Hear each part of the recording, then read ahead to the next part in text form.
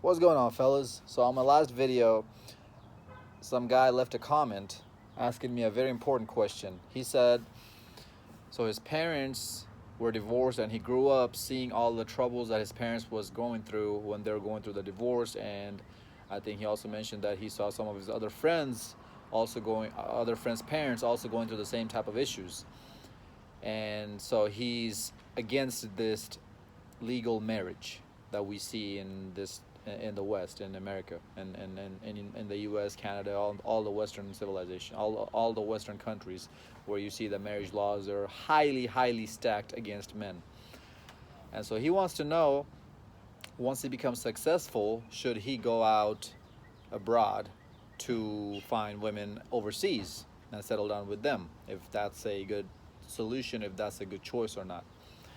This question brings back a lot of points that we already talked about in this red pill community. Maybe he's a new viewer and maybe he's getting awoke to this red pill knowledge, so that's why he has the same questions. But guys, long story short, there's pros and cons in everywhere. There's pros and cons in here, marrying someone here. There's pros and cons marrying somebody abroad. Now I'll get to some options that you have if you decide to marry someone from another country.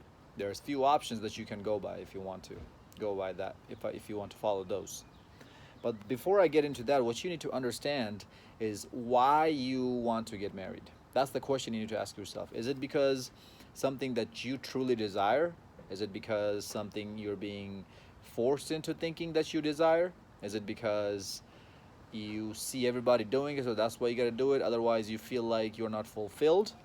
Is it because you want to leave a legacy? You have to know why you're doing it. Because unless you're doing it for the right reason, I would highly suggest not do it at all.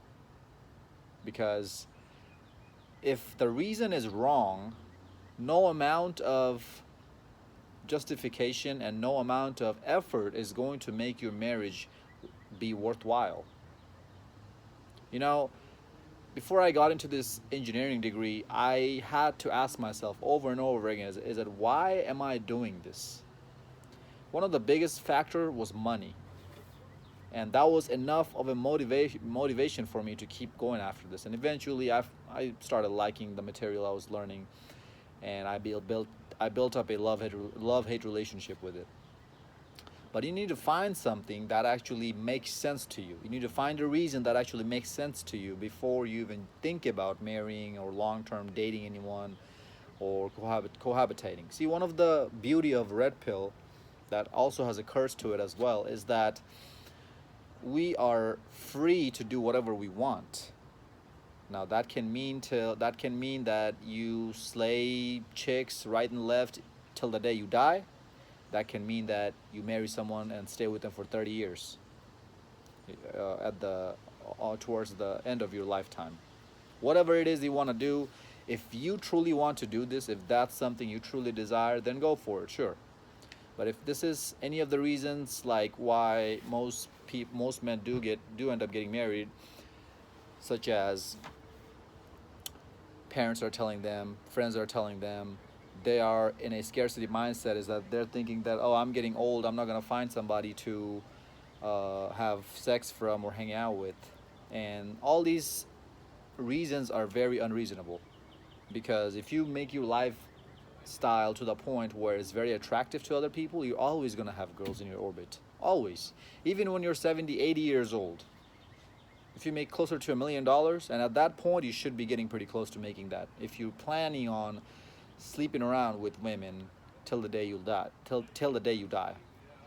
Because unless you just want to live like a 200 grand a year type of lifestyle, you are like, if you're trying to live a lifestyle that's 200 grand or below, then then marriage or long-term dating might be your best bet. Why? Because as you age, your sexual charisma, your sex appeal starts to decrease, right? It doesn't matter how many times you hit the gym. If you're aging, you're getting old, and something has to compensate for that. Money will. Money and status will. So that's why if you're trying to be that 90-year-old grandpa who's still banging out 30-year-old women, you have to be pretty darn close to a millionaire. if not if you're already a millionaire. So that's just the pros and cons you have to weigh for yourself, is that what is it that you want out of life. There's so many different ways you can go in life. You don't have to have a kid and leave that kid behind as your legacy. You can do what I'm doing, make a YouTube channel, make something out of your life, so that more and more people can learn from it, and then your message keeps spreading. That's leaving a legacy as well. So there's so many different ways, fellas. Try to think outside of the box a little bit. Now, as far as foreign women go, guys, women's nature doesn't change based on country, region, skin color, race, whatever. Their nature is their nature. Hypergamy, emotionalness, um, caterness to alpha males, being attracted to alpha males, all of these things, this is just nature. You can't turn it on or on and off based on her color or gender, sorry, based on her color or race or what part of the world she's from.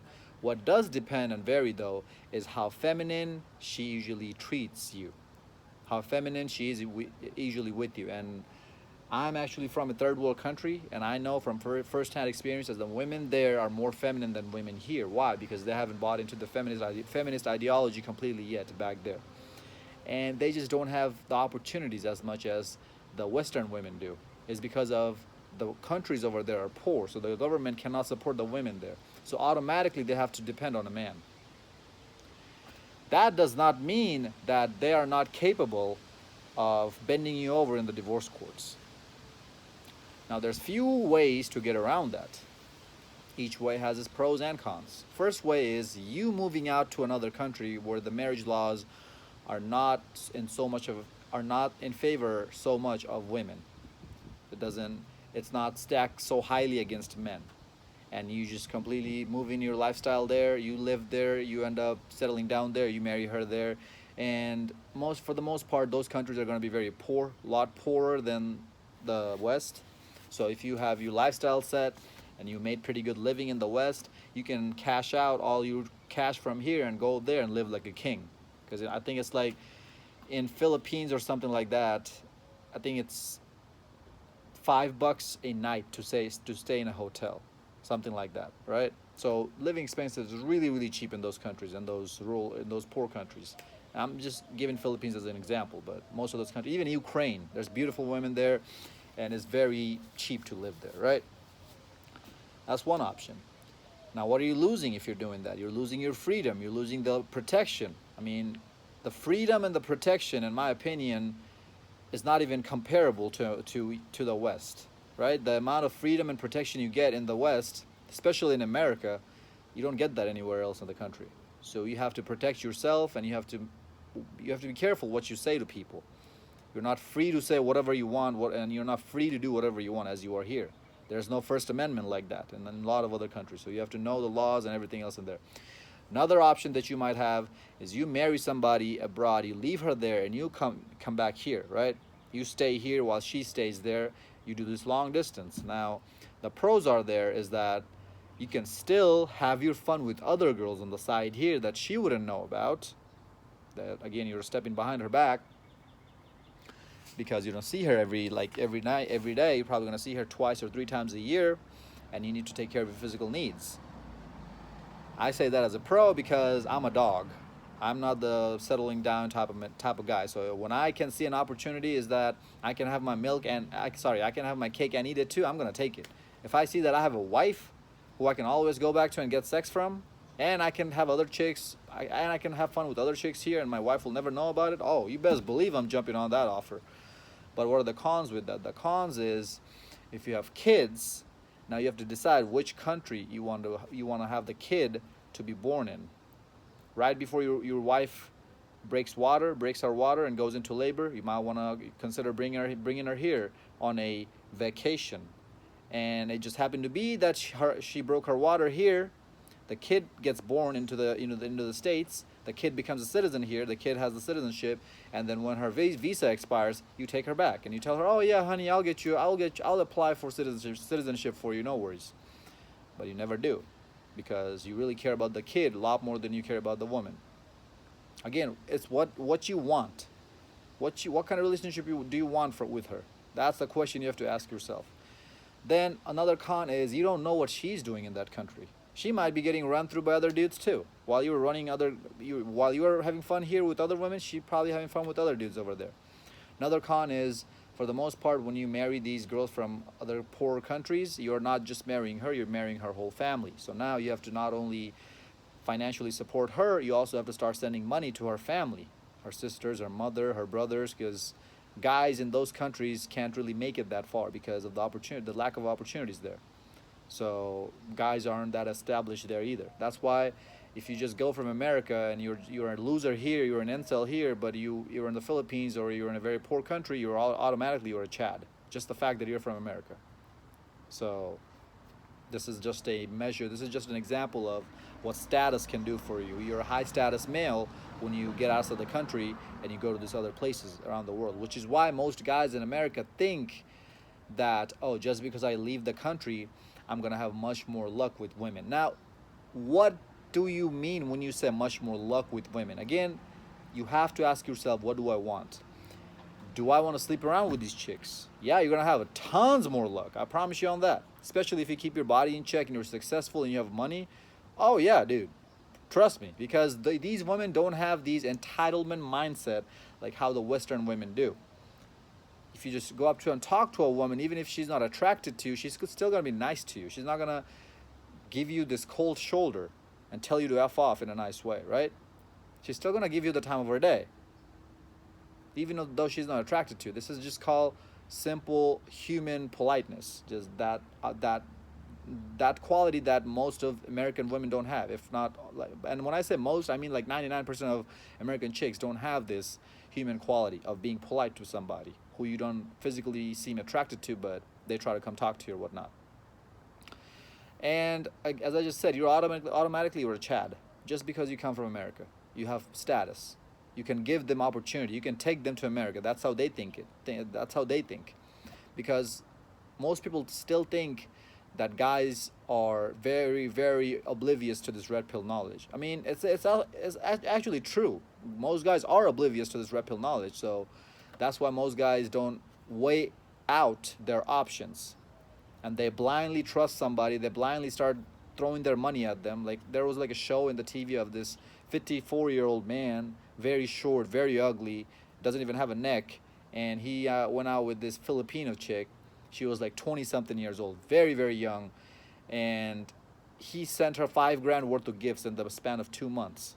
So that kind of stuff happens. So whatever situation you want to get into, fellas, use it on your own advantage, okay? And as I just mentioned about the kid, back to that point real quick. If your kid becomes a U.S. citizen, but you know that at that very early age the kid needs the mother, you can always send the kid back to the home country with the mother. Home country meaning wherever the mother's from. And you stay here and have the mother take care of the kid till the kid is, I don't know, like 9 or 10 and now needs a father guidance. Then you bring the kid back here and you raise the kid.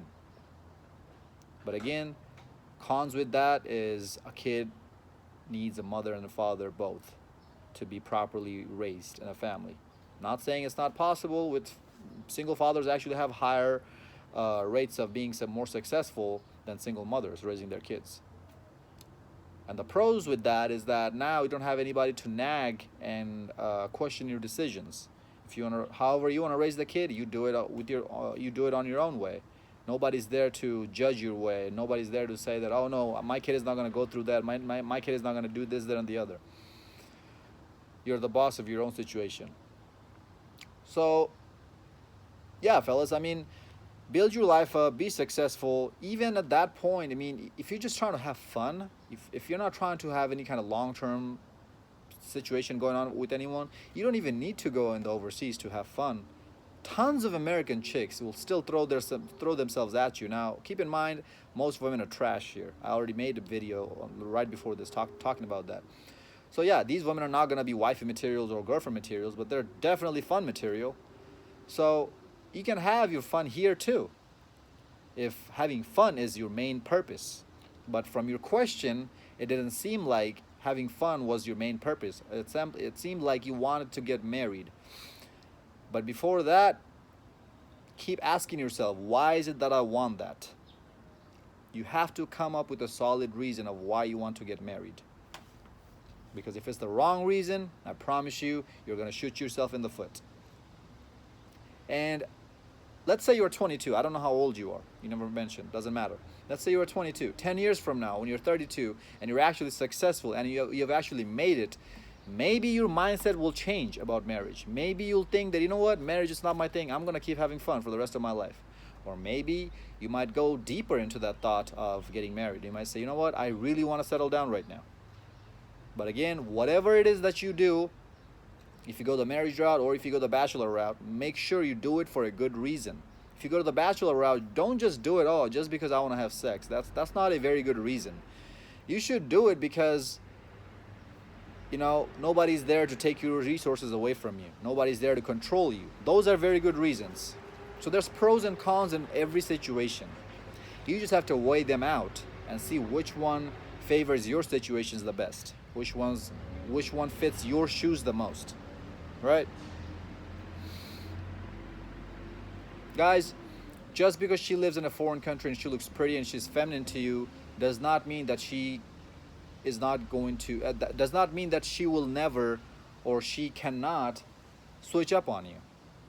She can always switch her gears up and act in a very promiscuous, very rude way to you. The next morning she wakes up. There's a possibility.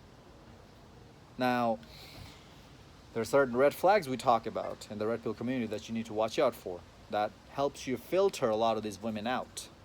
But that doesn't mean that when you do find somebody who checked out all these red flags, as in like who doesn't have all these red flags, the obvious ones, you know, high body count, promiscuous, tattoos, piercings, bad attitude, good relationship with their fathers, debt, overweightness, all this. If she doesn't have any of this, that still doesn't mean that she cannot switch it up on you. And that's the big risks with marriage and long-term relationship, is that there's always a possibility that she must switch up on you and just use you and make you go through the same situations your parents went through, which is why a lot of guys don't get married. It's like you're constantly gambling with this person.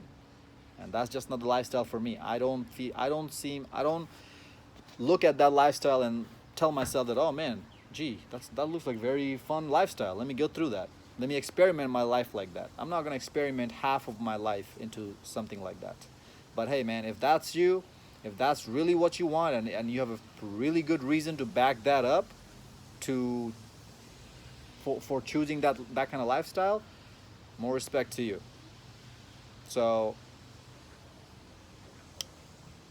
right now, what you should be doing is calculating what you want out of life, the risks with it, the pros and the cons with it. And I hope I answered your question in this video. You know, there's no such thing as a perfect woman or a perfect man or a perfect situations. Every situation is going to have its ups and downs. And if you do find that unicorn, quote unquote, I'll be very cautious, because I will be constantly looking for red flags and filtering her out and putting her through tests to see if she's really the unicorn that I'm thinking that she is, or if this is just a facade she's showing me and eventually is gonna come off. Hope this video made sense. Like, comment, subscribe. Let me know if you have any other questions, bro, okay?